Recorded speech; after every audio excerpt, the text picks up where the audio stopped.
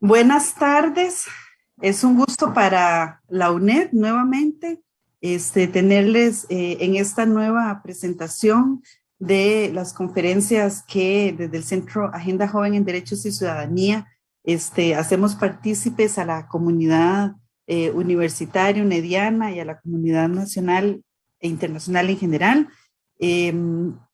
Vamos a tener en esta ocasión dos temas relevantes, uno que lo vamos a transmitir, que tiene que ver con temas de género. En esta ocasión nos va a acompañar Ana Lucía Fernández, que es investigadora de la UNED, y Aurea Mota, que ella se excusó por una situación personal, quien nos iba a hablar de temas de la construcción de la modernidad, la construcción del sujeto en la modernidad. De manera que vamos a transmitir únicamente esta primera conferencia de Ana Lucía Fernández. Ana Lucía nos trajo un tema denominado ¿qué es la interseccionalidad y el feminismo descolonial? Metodología para la transformación social. Y quiero presentarles a Ana Lucía. Ella es investigadora costarricense, tiene un PhD en sociología otorgado por la Universidad Libre de Berlín en Alemania. Es licenciada y bachiller en sociología de la Universidad de Costa Rica y ha cursado diferentes cursos de diplomado en género y política pública de la Facultad Latinoamericana de Ciencias Sociales en Argentina, la Flaxo de Argentina. Ha sido beneficiaria de diferentes becas de estudio, financiamiento por parte del DAD y de la Universidad Estatal a Distancia de Costa Rica para realizar el PhD en Sociología en el Instituto Latinoamericano de la Universidad Libre de Berlín, que cursó entre el 2014 y el 2018. Es becada por la Red Europea de Estudios sobre Centroamérica, Red ISCA, para participar en el coloquio taller de la Universidad de Liverpool, Inglaterra, en noviembre del 2016, y es ganadora de la beca para la especialización de jóvenes investigadores del país de países en desarrollo del 2012 de la Universidad de Valencia, España, donde trabajó con la doctora María Luisa, no tengo el apellido, lo borré, del Instituto de la Mujer de la Universidad de Valencia de septiembre del 2012.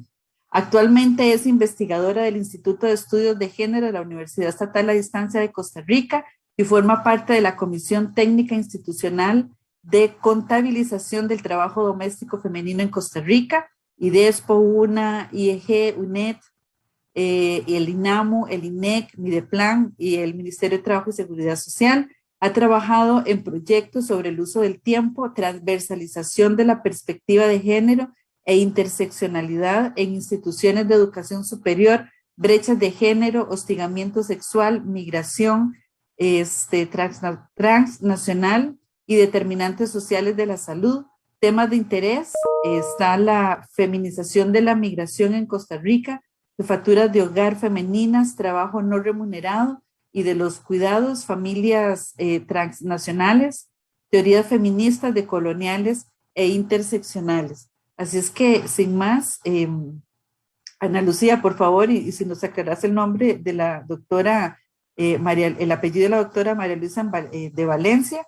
Así es que te doy la bienvenida. Adelante. Bueno, muchas gracias, Nora. Primero a usted y a todo el equipo de Agenda Joven por esta invitación tan rica. A mí me gusta mucho siempre participar en encuentros o el trabajo con jóvenes, ¿verdad? Porque es muy rica la dinámica, la escucha y la apertura.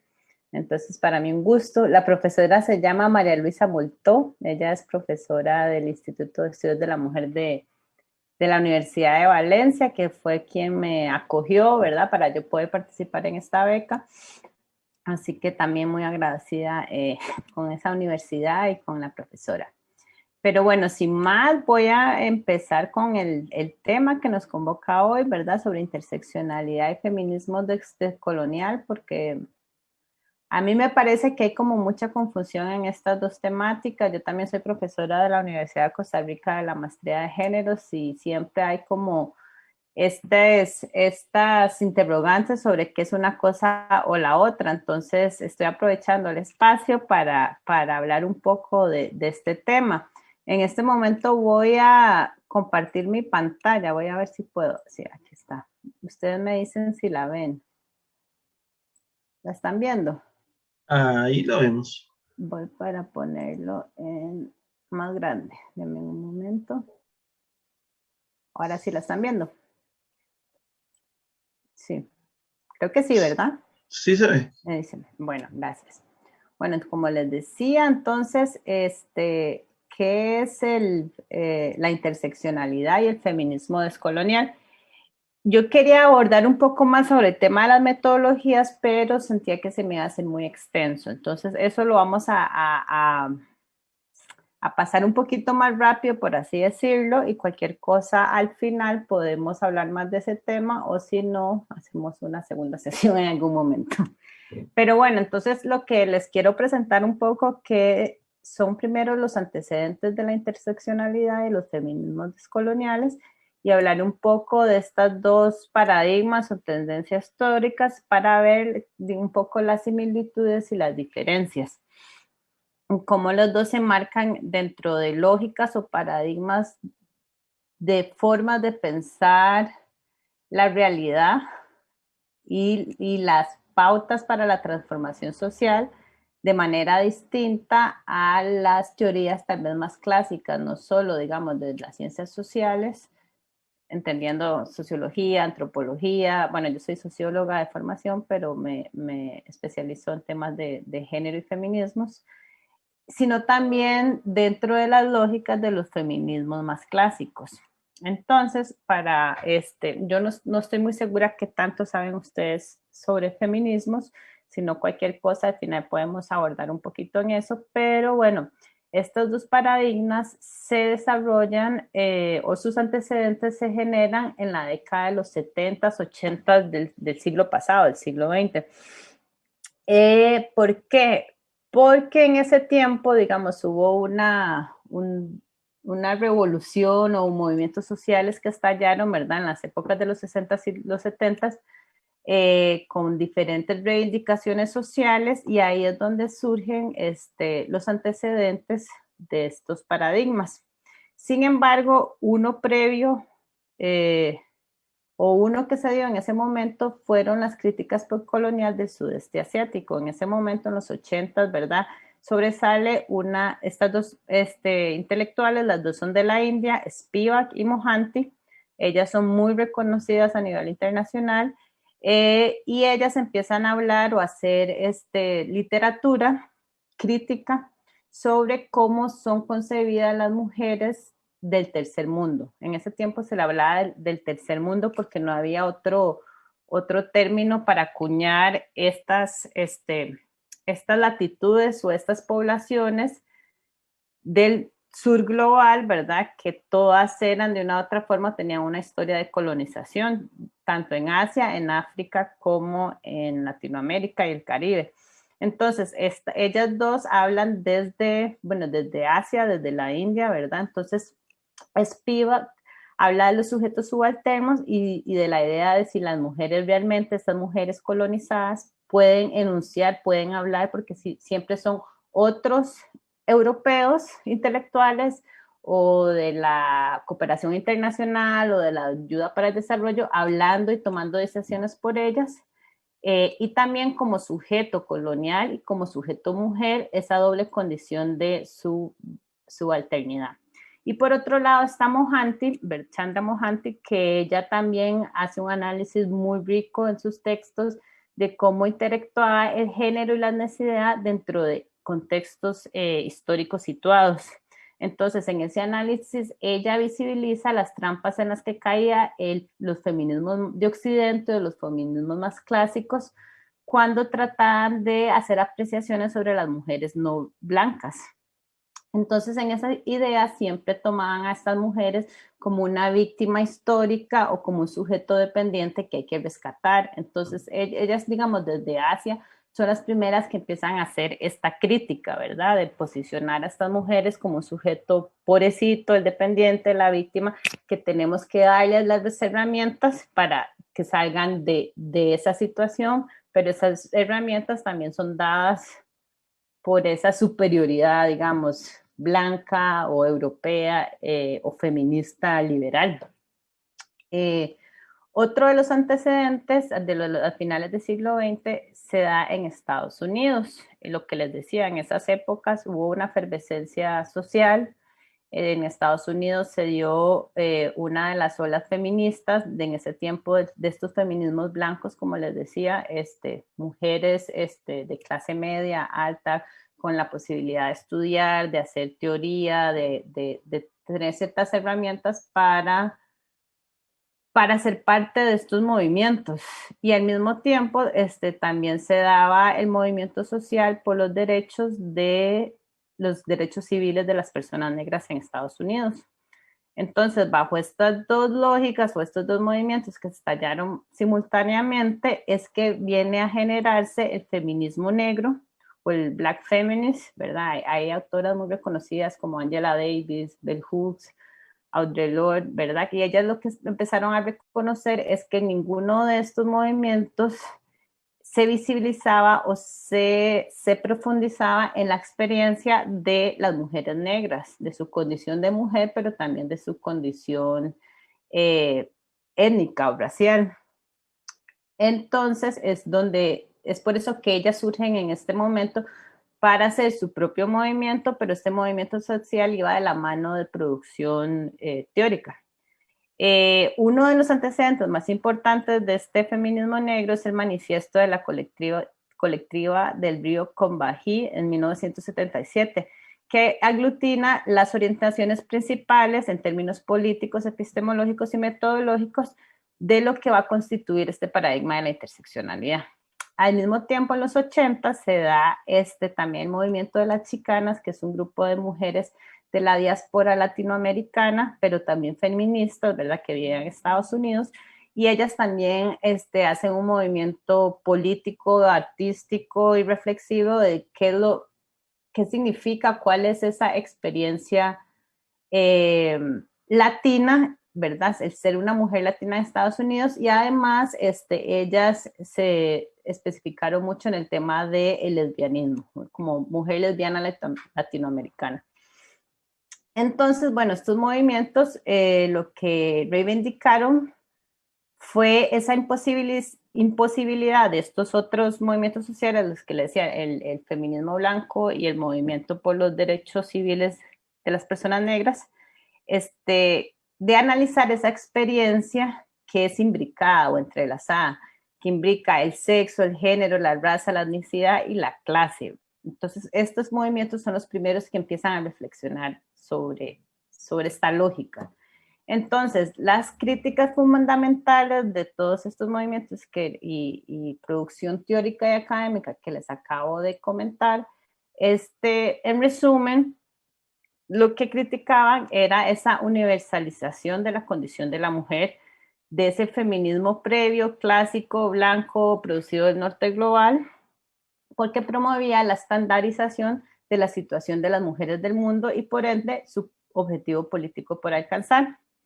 Entonces, esta concepción clásica feminista de la mujer, lo que produjo al mismo tiempo es los términos reivindicativos y ontológicos para todas las mujeres del mundo, como que ellas establecieron cuáles son las reivindicaciones políticas que hay que alcanzar como mujeres. Y sin darse cuenta promovieron una imposición ilustrada de este proyecto dentro de la lógica moderna occidental, en donde se concibe que todas las mujeres somos iguales, sin embargo, sin percibir las diferencias y la experiencia de las mujeres del mundo entero, ¿verdad? Que esa experiencia conjuga el sexo, el género, la etnicidad, la clase social, es un montón de elementos y que por ende no somos tan iguales todas las mujeres y por eso los términos reivindicativos no podían ser exactamente los mismos para todas. Ana Lucía, ¿Sí? disculpa, es que no se están viendo las diapositivas. No, Sí, nos quedamos en la primera, en la disculpa. primera, me hubieran dicho antes. Sí, disculpa la interrupción. Qué raro, déjeme, voy a volverla, voy a apagar y volver a compartir, a ver si ya se ve. ¿Ahora? Ahí sí vemos, ahí sí veo final del siglo XX antecedentes. Ok, déjame ver. Ay, ¿esta? Ajá, Ahí. también. Sí, ahí sí ya se está Bueno, pasando. esto era lo que les estaba hablando. Bueno, iba por esta, entonces no fueron tantas. Pero bueno, entonces, con todo digamos, contexto o antecedentes, es que Kimberly Crenshaw, que ella era es una abogada afrodescendiente en Estados Unidos, es quien va a introducir el concepto de interseccionalidad en 1989 en este artículo. Y el objetivo principal de ella fue la crítica a la teoría feminista de su momento y a las doctrinas y políticas antirracistas en Estados Unidos, lo que les venía comentando, porque ambos movimientos borran la experiencia de las mujeres negras. Entonces, ella se concentró en analizar estas categorías de forma entrelazada y por eso es que introduce ese término de interseccionalidad que responde como a esta metáfora de las líneas del tren que se cruzan, ¿verdad? En algún momento. Entonces, esa intersección de dimensiones, por así decirlo, de desigualdad que experimentan las personas en tanto que su género, su etnicidad, su país de procedencia, la racialidad, ¿verdad? Su color de piel, la clase social, etcétera. Todo esto de forma entrelazada hace que su experiencia y su forma de vivir la desigualdad sea singular, por así decirlo. Entonces la experiencia de las mujeres también se circunscribe a otros tipos de interacciones, como les decía, no es solo por el hecho de ser mujer, sino también existen otras interacciones en la experiencia de la desigualdad. Entonces, a partir de que Crenshaw define o nos da este concepto de interseccionalidad, es que se ha empezado a formar todo un movimiento, digamos, teórico y académico en el cual se ha logrado hacer más teoría o enriquecer este paradigma. Sin embargo, este paradigma se enriquece o se ha desarrollado más en lo que es el norte global, porque es un paradigma que proviene de mujeres racializadas, pero que están en el norte global, ¿verdad? Como les decía, las mujeres negras en Estados Unidos, las mujeres latinas en Estados Unidos, también en Europa, hay muchas académicas trabajando el tema y sobre todo la mayoría también son mujeres racializadas en estos continentes. Entonces, bueno, hay muchas definiciones, hay muchas exponentes. Aquí yo les traje una que otra, ¿verdad? A mí me gusta mucho esta de Roth, que es una profesora alemana, que ella trabaja el tema y ella dice que la interseccionalidad funciona para comprender las dinámicas y las fuerzas que subyacen a un grupo social específico. Para esto es necesario concatenar múltiples variables que conforman a los individuos, pero no son como categorías independientes o aditivas, sino como categorías que afectan y constituyen a los cuerpos. Y en consecuencia, cómo sus experiencias y sus contextos están mediados por la intersección de dichas experiencias. Entonces, en sí mismo, digamos, estos paradigmas no están interesados tanto en analizar la identidad de las personas, sino las consecuencias de cómo son socialmente e institucionalmente asumidas, digamos, esas dimensiones, ¿verdad?, en una determinada sociedad. Voy a ver, en un momento. Ok. Entonces eso como muy grandes rasgos, ¿verdad? Pero por el otro lado también está el feminismo descolonial. El feminismo descolonial es un feminismo que se produce desde y para América Latina y el Caribe. Cabe señalar, yo no sé si ustedes también han oído sobre el tema de la poscolonialidad. La poscolonialidad son teorías que se generan para explicar la experiencia de la colonialidad, valga la redundancia, pero sobre todo desde Asia y de África, porque la experiencia de estas colonias va más de la mano, su historia está muy abocada, por ejemplo, a Inglaterra, también Francia y otros países europeos. Sin embargo, esta experiencia colonial fue mucho más tardía que la que sucedió en Latinoamérica y el Caribe. Entonces, las teorías decoloniales vienen a reflexionar sobre esa historicidad o esa especificidad desde América Latina. Entonces, el feminismo decolonial... Ay, oigo un micrófono. Bueno, ya. Lo que viene a enseñarnos, digamos, o lo que viene a proponer también como antecedentes, son estos mismos que ya les expliqué de Estados Unidos, ¿verdad? Y el sudeste asiático, estas del sudeste asiático también se enmarcan en esta lógica de la poscolonialidad. Pero además de eso, también está la experiencia latinoamericana, ¿verdad? Entonces, cabe señalar que, por ejemplo, en Latinoamérica todos sabemos, ¿verdad? Que todos, perdón, que, bueno, todo lo que sucedió en Latinoamérica en el siglo XX, todo lo que fueron las guerras, las dictaduras, todos estos procesos, ¿verdad? Digamos, bajo esta lógica o estos fenómenos que sucedieron, estos acontecimientos, también el movimiento de mujeres o el movimiento feminista tuvo su papel. Entonces, por ejemplo, en el caso de Centroamérica, existió el movimiento amplio de mujeres, MAM, que ellas se enfocaban a trabajar con mujeres de sectores populares, forjando alianzas con la izquierda y con grupos armados.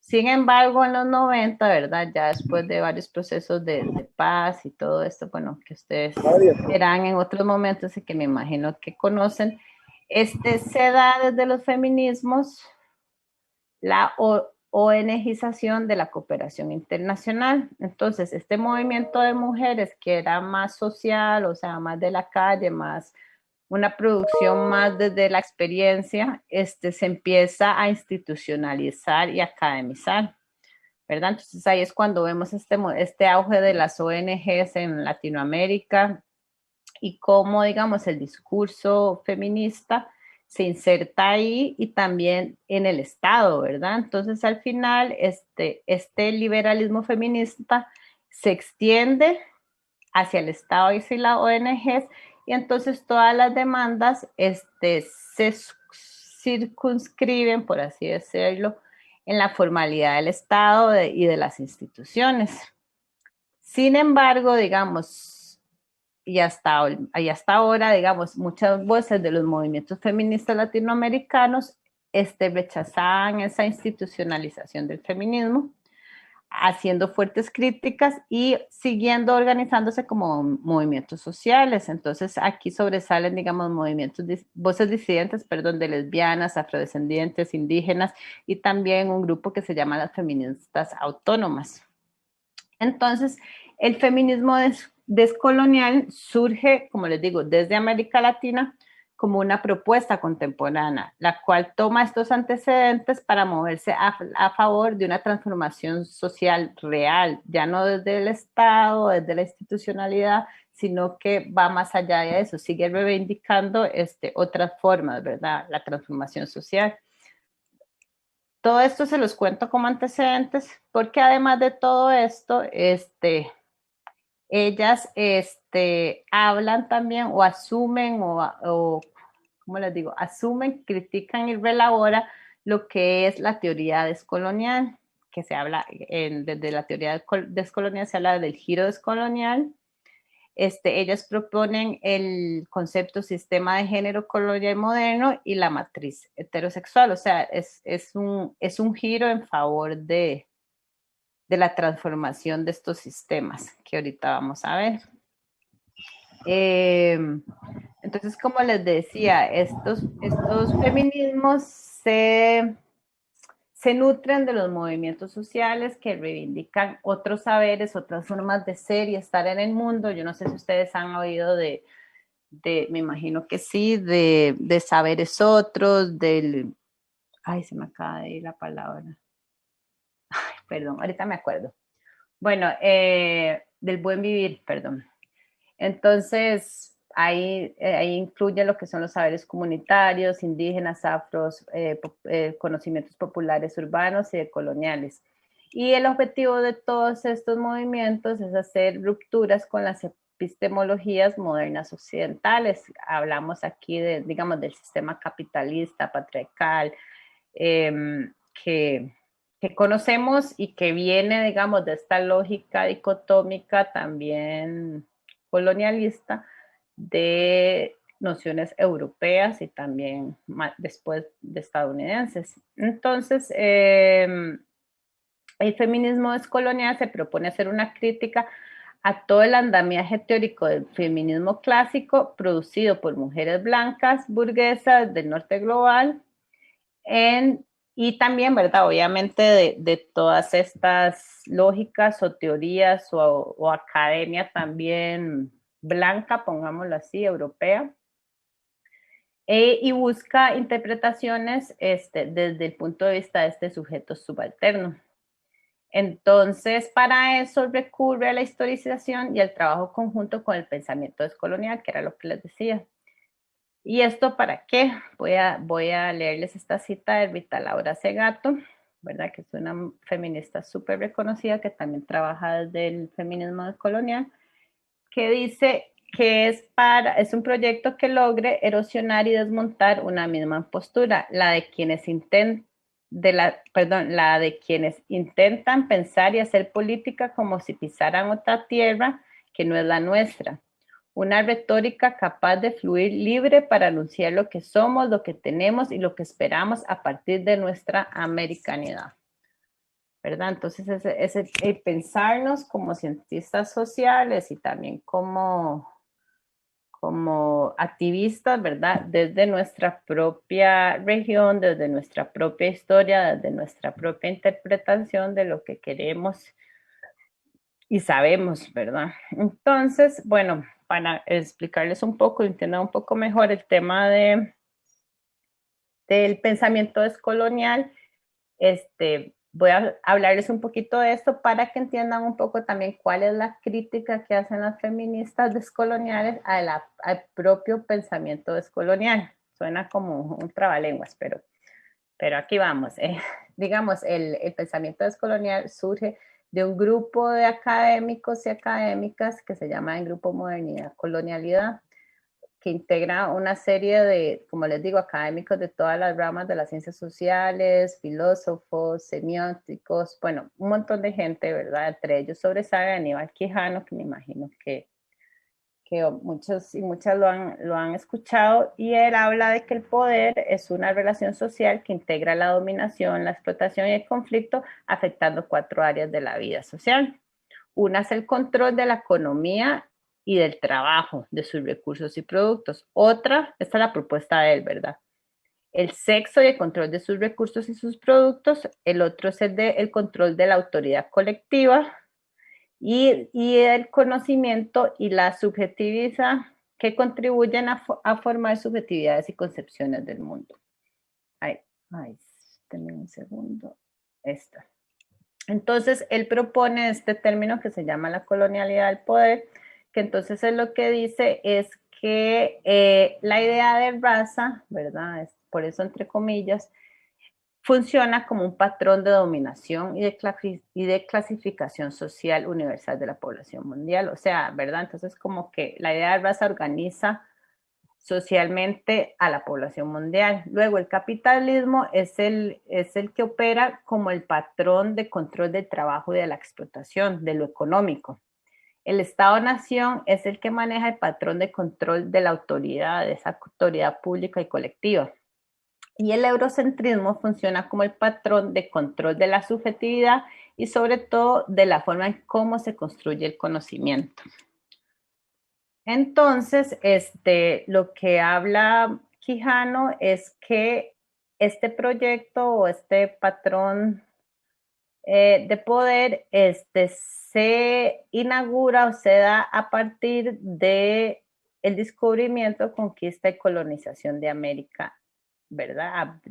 Y el Caribe. Ellos hablan de que este fue el primer proyecto de vocación global de los europeos, porque se instauró como el único proyecto racionalmente legítimo que impuso ese dualismo, esa dicotomía entre la razón-cuerpo, entre sujeto y objeto, ¿verdad? Entre el colonizado y el conquistador, esta razón de que ellos eran los superiores, ¿verdad? Y los otros eran, claro que, no sé si ustedes saben, pero al principio en la conquista, ¿verdad? Los indígenas se concibían como un sujeto inferior y en condición de animal, y que por ende había que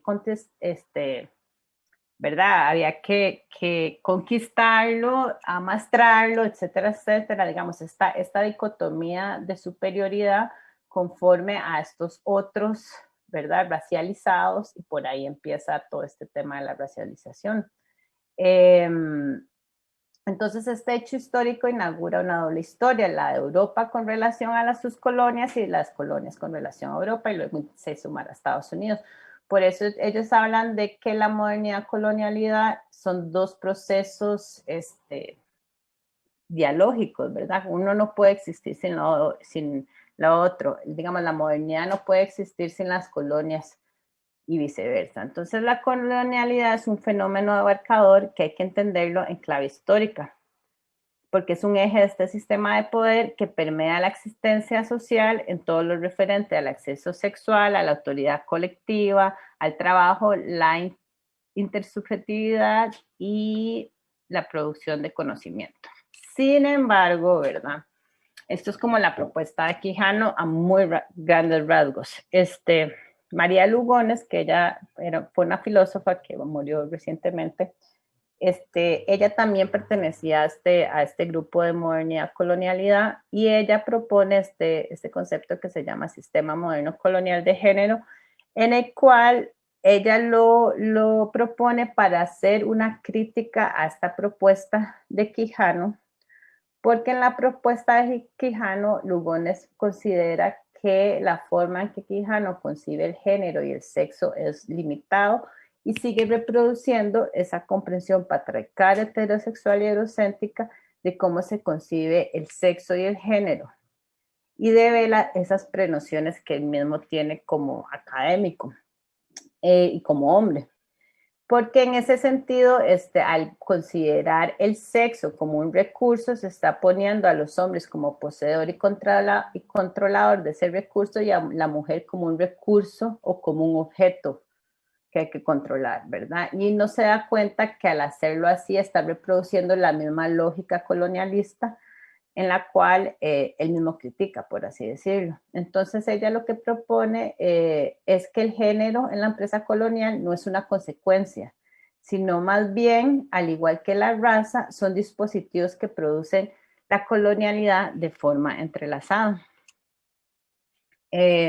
Entonces, el género se desarrolla las múltiples relaciones de poder que constituyen este proceso de modernidad colonialidad, y que también está organizado en términos raciales. Entonces, la idea principal de este concepto es que el dimorfismo sexual, el patriarcado y el heterosexualismo son claves en la construcción de las formas claroscuras de cómo se configuraron las relaciones sociales y se inscriben en el mismo significado del género. Entonces, por eso es que se dan diferentes arreglos y posiciones sociales, digamos, específicamente en Latinoamérica, ¿verdad? Que no era lo mismo ser el hombre colonizador, la mujer del colonizador, ser ese europeo burgués con el resto, qué significa ser un indígena, y más adelante qué significa ser una persona esclavizada, ¿verdad? Que venían de África, ¿verdad? Cómo toda esa configuración de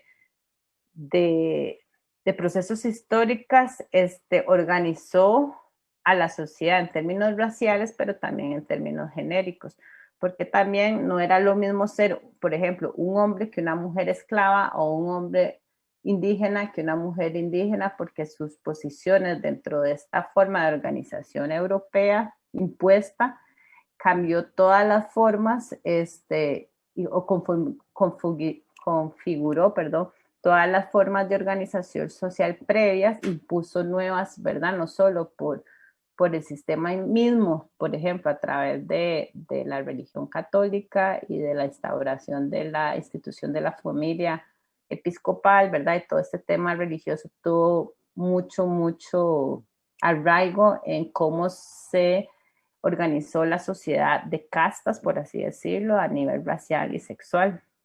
Como unas mujeres, por ejemplo, eran utilizadas como recurso, como sexual, ¿verdad? Por ejemplo, las mujeres indígenas, como fueron violadas masivamente por los conquistadores, y también cuál era la figura, por ejemplo, de una mujer blanca, adinerada o criolla, ¿verdad? Dentro de la organización social de nuestras sociedades latinoamericanas. Entonces, esta imposición racial de género, de acuerdo a los preceptos europeos, organizó las relaciones de producción, de reproducción, de propiedad y las cosmologías latinoamericanas. Entonces, digamos, esto es como un poco la historia de dónde surgen estos paradigmas. La idea de ambos es proponer formas distintas de pensar y también dar una voz a estas mujeres racializadas, tanto del norte como del sur global, y empezar a escribir la historia y la teoría de forma distintas, como ellas teniendo una voz, rescatando esos saberes y desmitificando esa posición histórica de víctima. Entonces, aquí les traigo algunos ejemplos, hay muchísimos más, como les digo, el feminismo colonial es algo que se sigue elaborando hasta la actualidad, y lo interesante también es que pasa por lo que es el movimiento feminista, ¿verdad? Desde la praxis política a lo que es la academia y la teorización sobre el tema. Entonces, por ejemplo, rescato, por ejemplo, a las indígenas comunitarias. Las indígenas comunitarias feministas son un ejemplo increíble, a mi parecer, porque hay un diálogo a nivel latinoamericano de todos estos grupos, ¿verdad? Que están elaborando praxis política, pero también teoría epistemológica, ¿verdad? Distinta a lo que es las lógicas modernas europeas. Entonces, por ejemplo, les traigo algunas, como les digo, no son todas, pero son algunas, las mujeres zapatistas, de Otro Mundo es Posible, las mujeres de Santa María de Xalapán, Jalapa, Guatemala, ahí sobresale mucho Lorena Cabnal, Gladys Titzul también es otra, también la red de sanadoras ancestrales de Guatemala, en Nicaragua, yo creo que aquí hay personas de Nicaragua, hay una universidad que desde mi parecer es un ejemplo, que es la Universidad de las Regiones Autónomas de la Costa Caribe Nicaragüense, la Huracán. También en Bolivia, las mujeres aymaras, hay grupos en las mapuches también, y etcétera. Y por ejemplo, digamos, les traje estos del Instituto de Medicina Tradicional y Desarrollo Comunitario y la red de sanadores ancestrales porque son ejemplos de cómo existen estos paradigmas otros, porque estas mujeres lo que están tratando o lo que están llevando es un proceso, digamos, colectivo, solidario, sororario, ¿verdad? De transformación y de sanación, porque ellas hacer digamos, este cuerpo históricamente pisoteado, por así decirlo, ¿verdad? Estas víctimas históricas de la colonización, de la desigualdad social, ellas reinterpretan esto y están elaborando práctica política y también teoría en decir, no, o sea, nosotros somos cuerpos ancestrales, cuerpos autónomos, cuerpos que resisten, ¿verdad? Y esa resistencia se da a través del autocuidado entre todas ellas y también en la resistencia del territorio, ¿verdad? Porque las mujeres indígenas saben bien que sin los recursos naturales no hay vida posible, ¿verdad? Esto es algo que las comunidades indígenas han luchado por décadas, ¿verdad? Y ahora estamos con cambio climático y vemos que es así, ¿verdad? Son epistemologías distintas, pero también no solo defienden lo que es el tema ambiental y los recursos naturales, sino que defienden su propia posicionalidad, sus propios cuerpos, y ahí viene todo el tema de la medicina tradicional y ancestral, ¿verdad? De cómo estos saberes han sido resguardados sobre todo por las mujeres, han sido invisibilizados por la medicina occidental.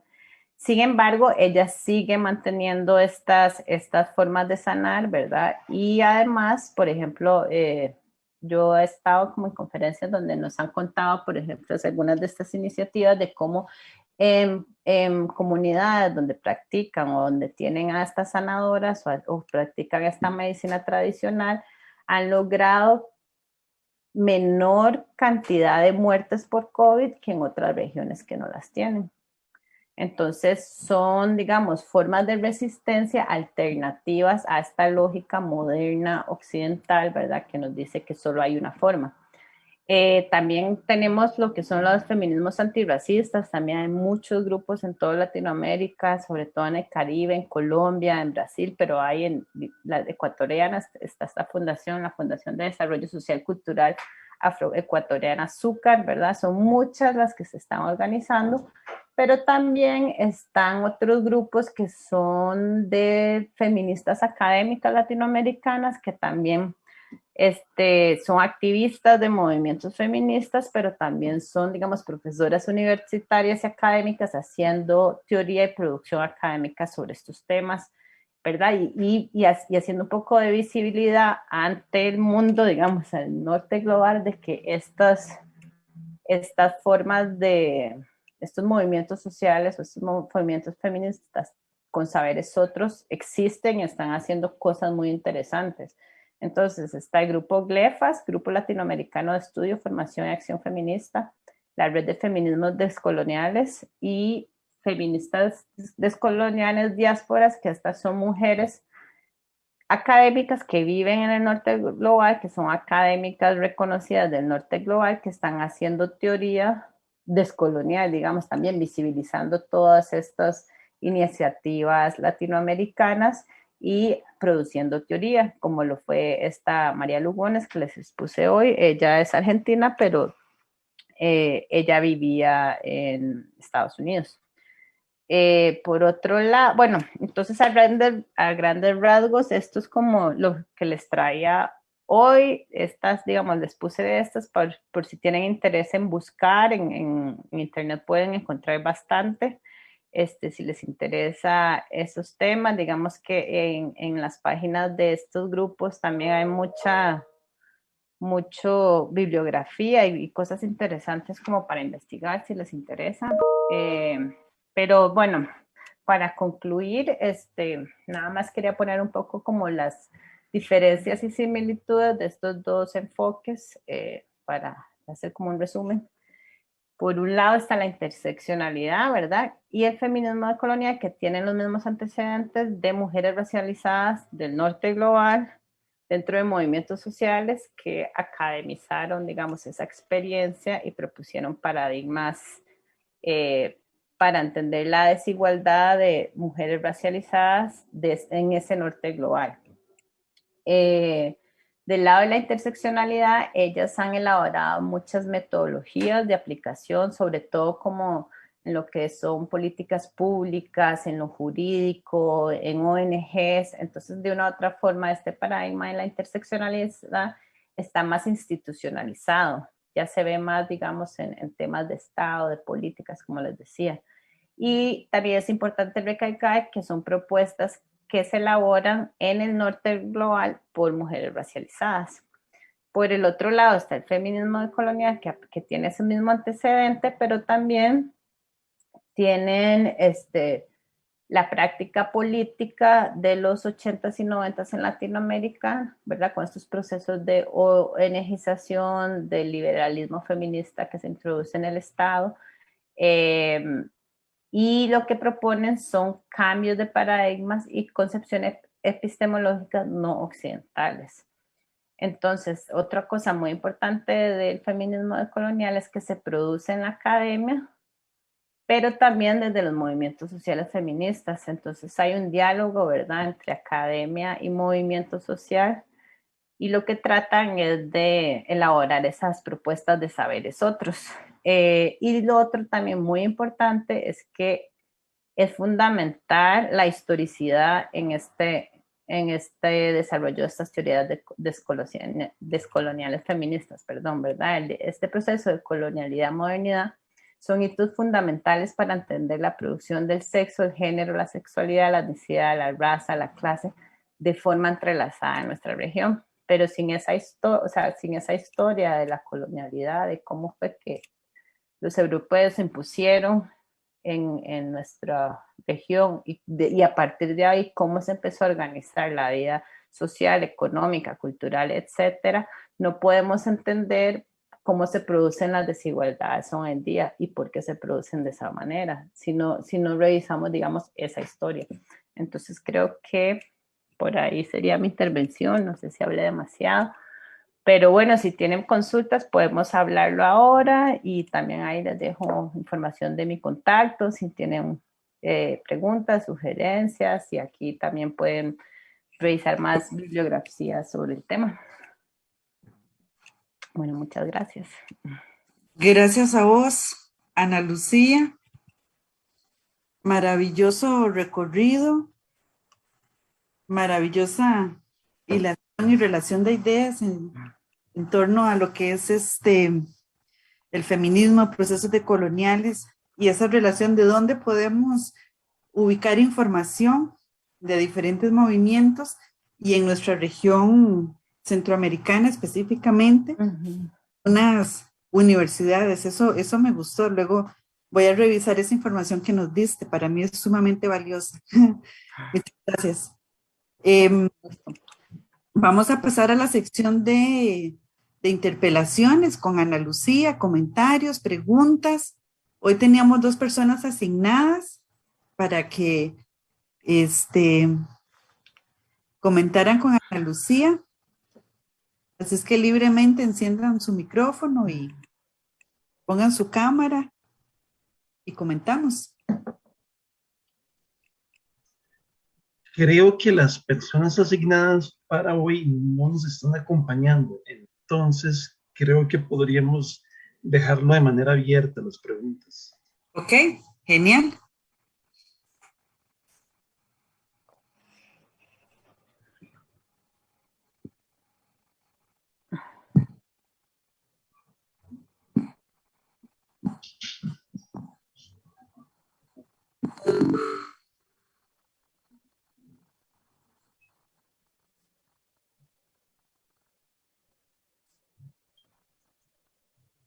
Bueno, si nadie quiere preguntar, yo podría abusar del espacio y más bien hacer la pregunta. Claro, Fer, adelante. Bueno, no, primero que todo agradecerle a Ana Lucía, me parece siempre brillante poder escucharle, siempre se aprende demasiado. Yo, bueno, en lo personal me gustaría si nos puedes hablar un poquito más sobre por dónde van las discusiones específicamente en la conceptualización de género, en lo que son las problematizaciones que se hacen, bueno, pues, el término, el concepto como tal, desde el feminismo decolonial latinoamericano. Me gustaría como saber un poco más, como a ver cuáles premisas principales hay alrededor de este concepto que, bueno, yo entiendo, sé que desde la escuela, como decimos, del norte global se ha tratado bastante, pero siento como que a veces por ciertas cuestiones de discusiones y demás, como que vamos como atrás, como con pequeños lags, por así decirlo. Entonces, bueno, me interesa mucho como respecto a, principalmente esto que te decía, cómo se ve también esta perspectiva de la construcción del género, si se ve como algo en construcción o si más bien responde como a otro tipo de dinámicas. Bueno, por ahí iría un poco mis inquietudes. Muchísimas gracias. Okay. Y me pareció ver a alguien con la mano levantada. No sé. Andrés Ramos, creo, sí. Bueno, buenas tardes. Pues primero agradecerte, Anuncia, por todo el el conocimiento que nos permites conocer, las culturas que nos profundizan. A mí me gustaría preguntar un poco acerca de cómo empezar también a hablar sobre el género desde el decolonialismo en la educación y por qué es necesario también empezar a pensarnos desde las imbricaciones, que bien tú lo has mencionado también y nos lo has hecho conocer a través de la investigación, eh, para así erradicar o caminar hacia unas nuevas formas de pensamiento que permitan sobre todo eh, diluir esos sistemas de dominación que sufren muchas mujeres, especialmente también porque hablas desde los feminismos, por ejemplo, afroamericanos, que son fundamentales para hablar acerca del feminismo, pero también podemos hablar de estos ecofeminismos y los feminismos que se el buen vivir en América Latina. Entonces, te agradezco mucho y bueno, muchas gracias. Okay, muchas Gracias, Andrés. gracias. ¿Pregunta o pasamos directamente con Ana Lucía? Pasemos a Ana Lucía con estas dos preguntas. Está bien. Tiempo que asimilen más, que Sí, quieran estas dos dan mucho comentarios. para hablar también. Sí. Estoy pensando por cuál empezar. Bueno, voy a empezar por la primera sobre el tema de género. Creo que es importante decir que, digamos, como los feminismos no es uno, sino son muchos, ¿verdad? La idea más clásica o donde surgen o digamos desde donde se estudian, la primera concepción de donde surge el feminismo es con la Revolución Francesa y la modernidad, ¿verdad? Porque toda esta idea del atrévete a pensar por sí mismo, ¿verdad? De Kant, todas estas ideas de que se le da paso a la razón, ¿verdad? De que ahora nos vamos a gobernar por sí mismos y empieza la idea, digamos, la concepción del Estado y todo esto. En todo ese proyecto ilustrado se rechazaron a las mujeres, ¿verdad? Y la prenoción por la cual estos ilustrados, por así decirlo,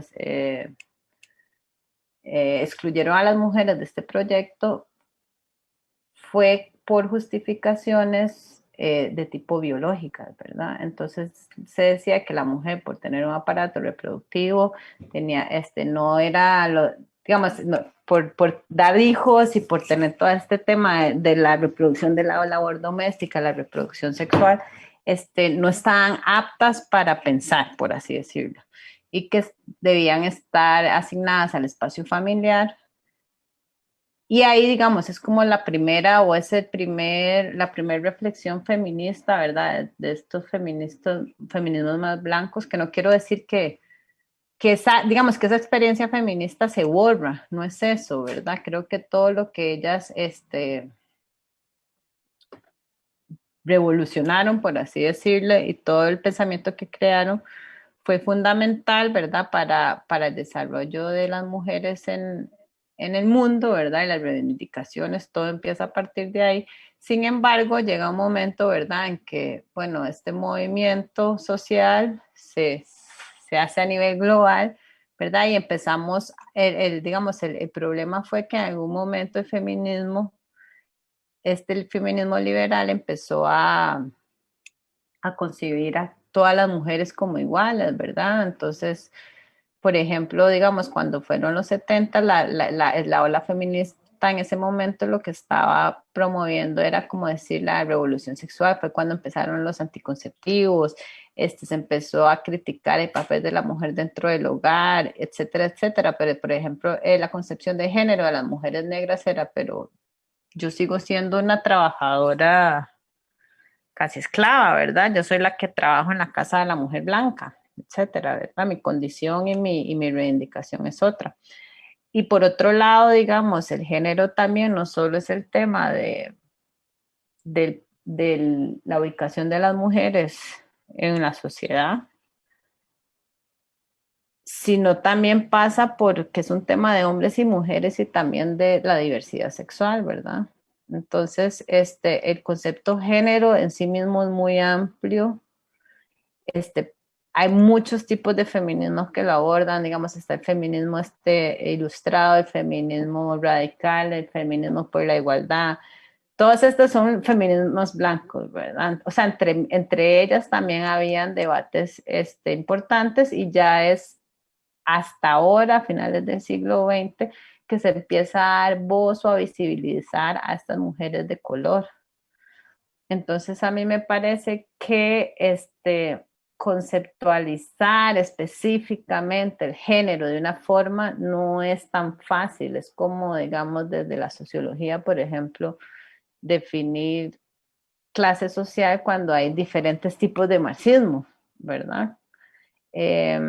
Entonces es difícil. Sin embargo, lo importante creo que desde América Latina es que las feministas han sabido leer desde América Latina esa especificidad, porque realmente de los feminismos y también actualmente, digamos, los feminismos blancos, las feministas más reconocidas, por ejemplo, como Judith Butler, ella en este momento está haciendo señalamientos de la importancia de ver y empezar a analizar lo que está pasando en América Latina de los feminismos, por ejemplo, con la Marea Verde en Argentina, porque son movimientos sociales que realmente han tenido impacto actualmente como ningún otro movimiento social en la actualidad lo ha tenido. Y esos movimientos se generan en América Latina. O sea, digamos, la fuerza que tiene el movimiento feminismo en América Latina no es el mismo que en Europa, por ejemplo.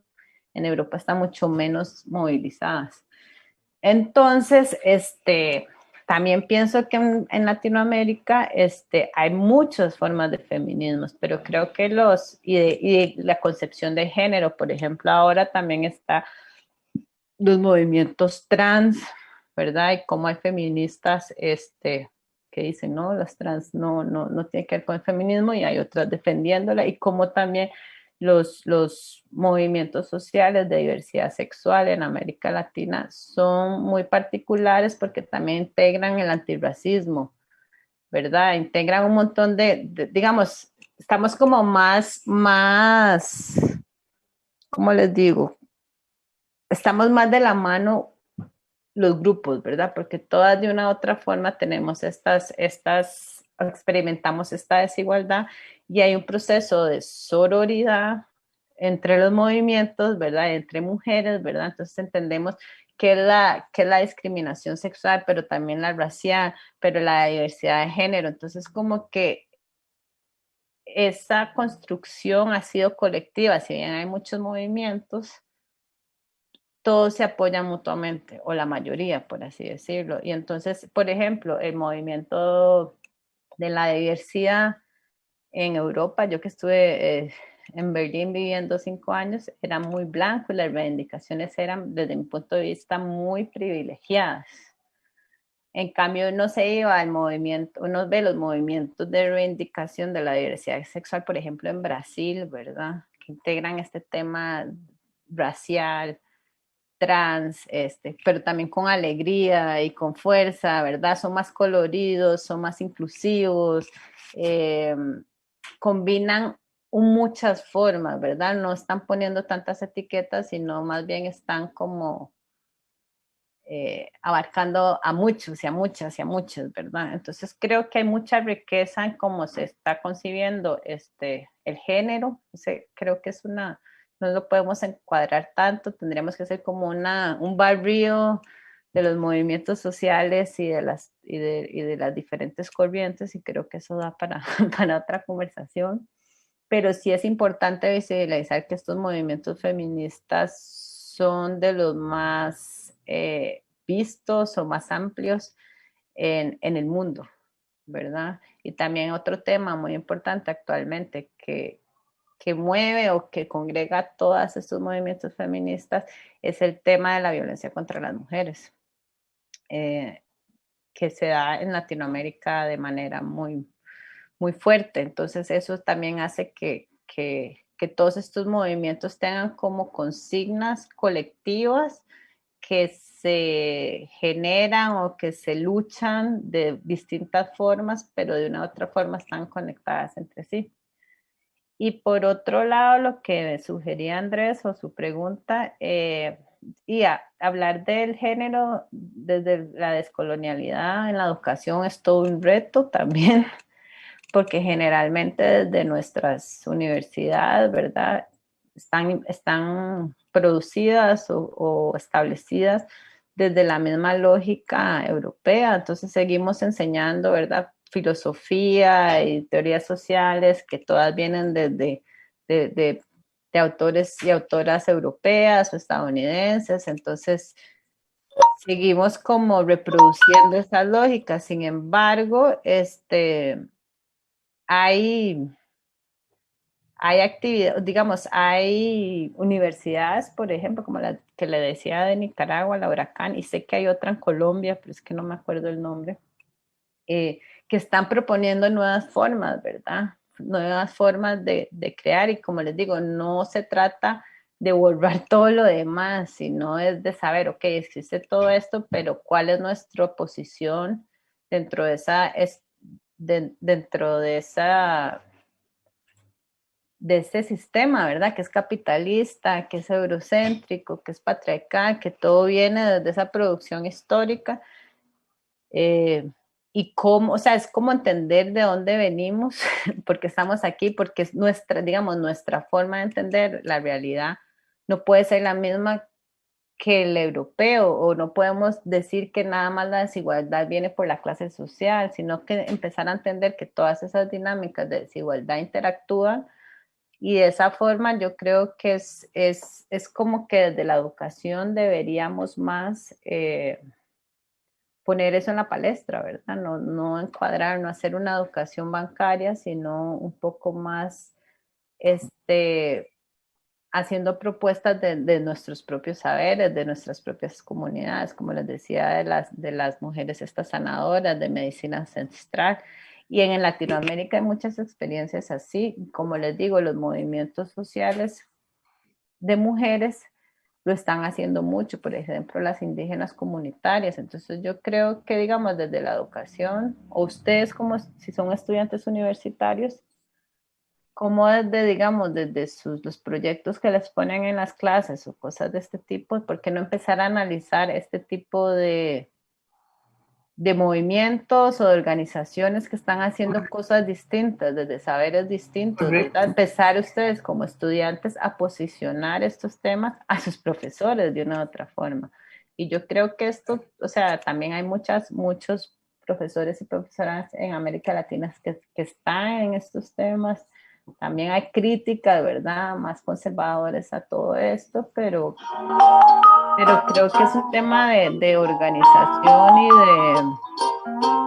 y de interés también, y de empezar a pensarnos de formas distintas y a reflexionarnos. Muchas gracias, Ana Lucía. Tenemos a Sergio Canales que tiene una pregunta, un comentario. Sergio. Buenas tardes. Buenas tardes. Se escucha un poquito de bulla, lo que pasa es que voy para mi casa ya. Más que preguntas, comentarios. Y sí, Ana Lucía, un gusto que estemos acá, que nos estén informando y ilustrando sobre todos estos cambios. Y hablando sobre la Universidad de Huracán, para nosotros es un orgullo para que nuestros hermanos en la costa atlántica tengan acceso a la educación. Te iba a hacer la pregunta, pero ya tocaste ese punto sobre los colectivos o movimientos transfeministas. Para muchas personas suena muy complicado, y para en Nicaragua también complicado, porque hace como 2 años nació este movimiento, y la más que pregunta es cómo hacer o cómo se aplica ese feminismo. Es descolonizado, moderno, y hablando también sobre el feminismo en Nicaragua, pues desde que yo tengo memoria, el feminismo siempre se ha visto golpeado, se ha visto criminalizado, y actualmente tenemos a las principales protagonista del feminismo expresa. Eh, no tenemos esa visión como en otros países de un feminismo como el chileno, como el argentino, de que sí es respetado por los diferentes proyectos de la comunidad o la sociedad. En mi país no ocurre eso y siempre el feminismo ha estado por debajo de la suela. Suena feo decirlo, pero sí, ha estado presente de esa forma.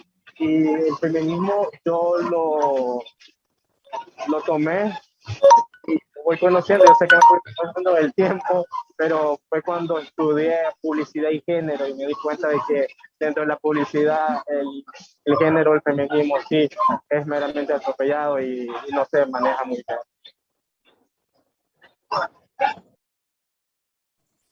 Muchas gracias, Sergio. Gracias, Sergio. Ujú. ¿Alguien más que quiera hacer un comentario o reaccionar sobre lo que pensó nada más, lo que le interpeló?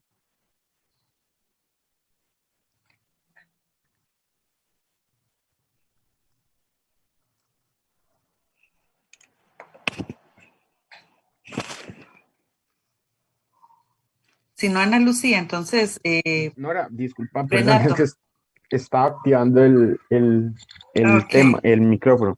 Yo tengo más que una pregunta, no sé, pensaba un poco, al menos como es de la sociología, bueno, yo soy estudiante de licenciatura, entonces el tema del pensamiento binario, ¿verdad? De no pensar tanto en caja, que influye mucho en este abordaje que Ana Lucía nos plantea.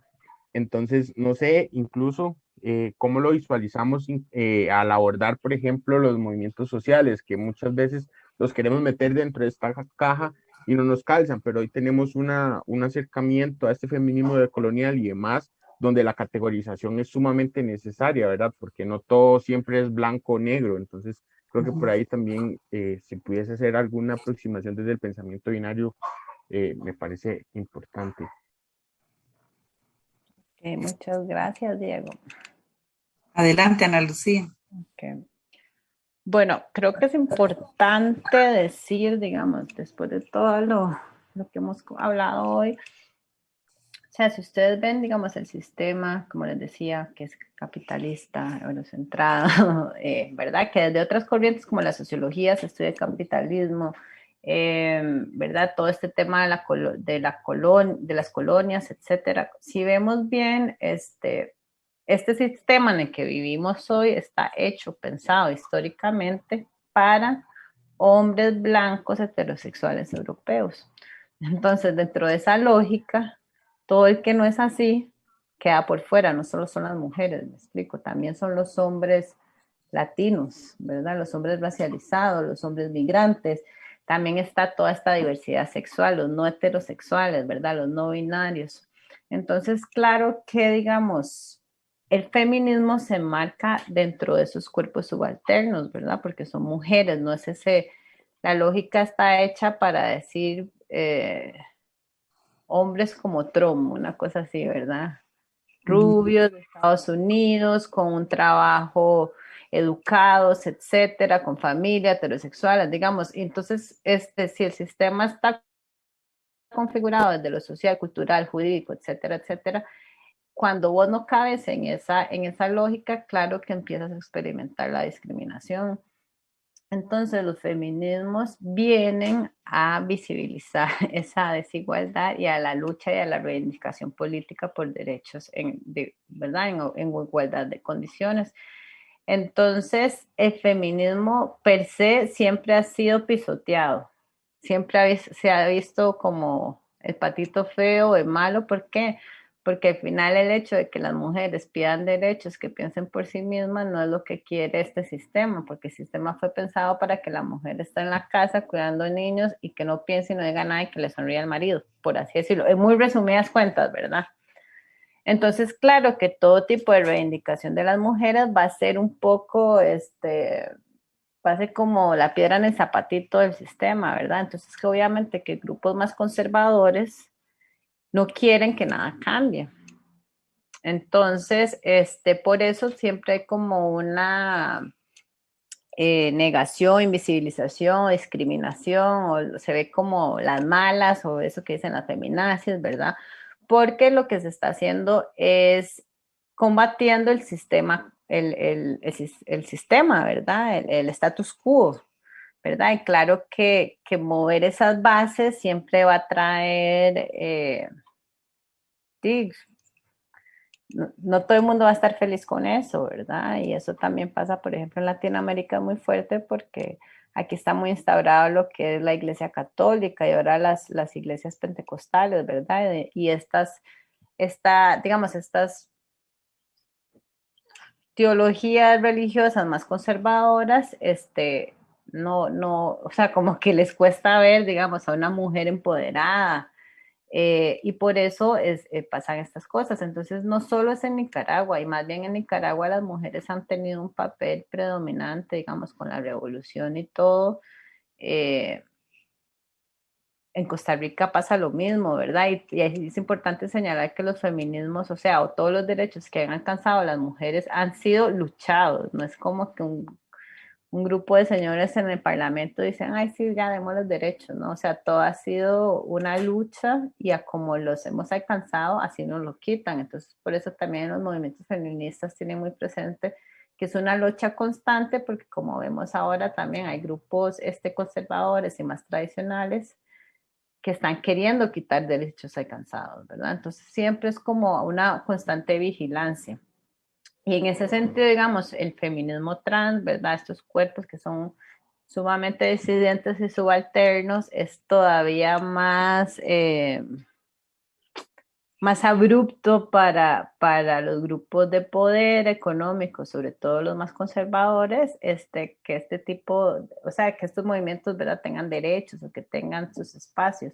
Entonces, por eso también desde los feminismos, a pesar que son muchos y hay muchas reivindicaciones y muchos grupos, se apoyan mutuamente porque al final todos estamos por la transformación social y por la reivindicación de la igualdad, ¿verdad? Detrás de esto está el tema de los derechos humanos, ¿verdad? O sea, de que todos somos iguales y de que todos, o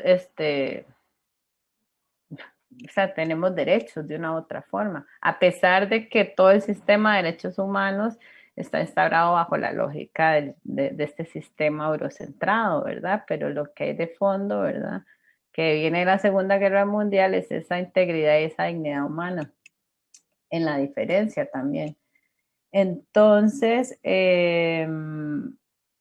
creo que lo que decías, Diego, de los movimientos sociales, pues sí, digamos, este sistema es dicotómico y pone a las personas en un lado o en el otro, ¿verdad? Digamos, todo está construido bajo esta lógica de bueno, malo, blanco, negro, pobre, rico, ¿verdad? Si ven toda la lógica de nuestra organización social, económica y cultural, responde a eso. Entonces, desde los movimientos sociales, yo creo que la sociología, bueno, yo soy socióloga de formación, yo no sé cómo es ahora, pero en mi tiempo, cuando yo era estudiante, digamos, no se veía nada de feminismo, nada, ¿verdad? Y ahora podemos ver, digamos, lo que se veía mucho de los temas del marxismo y podemos ver cómo hoy por hoy el auge del feminismo es más fuerte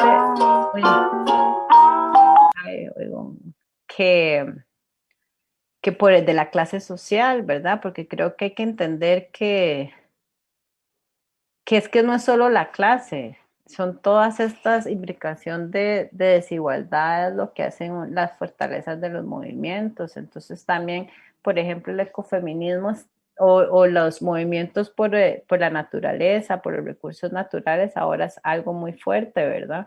Y ahí también hay muchísimas mujeres, hay mucho pensamiento feminista o ecofeminista, como decía Andrés. ¿Por qué? Porque las mujeres son las que han resguardado, por ejemplo, el agua. Ellas están siempre en la lucha por el agua. ¿Por qué? Porque son las que están cuidando a los niños y las niñas, y para cocinar, para limpiar, para lavar, para etcétera, para hacerse cargo del autocuidado de las familias, se necesita el agua. Entonces lo tiene muy presente. Y así con muchas cosas. Entonces creo que que para mí la sociología debería ver más cómo se está organizando los movimientos sociales feministas para empezar a teorizar más y para que más grupos o más reivindicaciones, no sé, tomen ejemplos de lo que está pasando ahí, porque de otra forma se está visibilizando y hay una lucha constante, más visible desde mi punto de vista.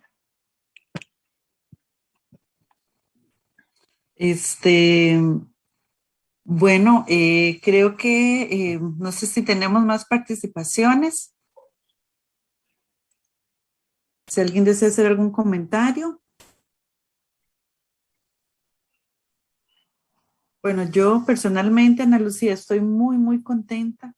Me habría gustado tener muchísimo más tiempo porque tengo ganas de discutir muchos Claro. temas que hablaste, pero obviamente no es el momento, porque es el momento de los chicos, las chicas del seminario, pero ya tendremos la oportunidad de hablarlos. Hiciste varios inputs en mi mente, en mi matriz metodológica y epistemológica, así es que eso te lo agradezco muchísimo. Bueno, de mi parte, agradecerte el que hayas preparado este tema especialmente para este seminario. De parte nuestra, agradecidísimas en Agenda Joven. Y bueno, un abrazo fuerte y espero vernos nuevamente el otro año. Claro, Mandy, muchas gracias, como les digo, por la invitación y por hacer estos espacios, ¿verdad? A nivel latinoamericanos que son tan importantes. Así que Gracias. un gusto y ya saben, cualquier cosa ahí les pasé mi contacto. Si tienen algún comentario, duda, ahí podemos seguir conversando.